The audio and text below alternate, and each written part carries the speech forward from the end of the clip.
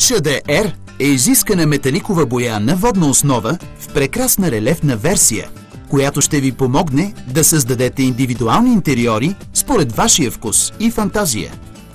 Предлага се в 4 основи – сребърна, златна, медна и бронзова, като всяка от тях може да бъде отцветена в нови нюанси с добавянето на отцветител Adicolor, както е показано в каталога. Нанесете основен слой грунт Fondo Universale, разреден с 20-30% вода.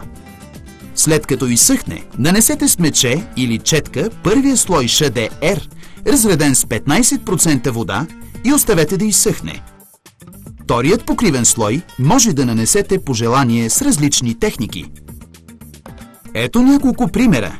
С късо постригане четка оформете десен с напречни щрихи или наподобяващ плетка на кошница.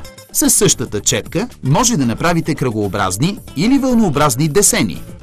Може също да оформите произволен, намачкан ефект, като използвате тампон от груб плат. Нанесете върху площ около 2 квадратни метра, след това декорирайте още влажната боя с потупвания с тампон от плат, като всеки път завъртате китката и оформяте несиметричен десен. Продължавайте по същия начин, докато завършите цялата стена. ШД е идеалното покритие за добавяне на индивидуален почерк и колорит към всяко помещение. Изключителен представител на Adicolor за България – Теразит ЕООД. Повече информация за продуктите може да намерите на adicolor.bg.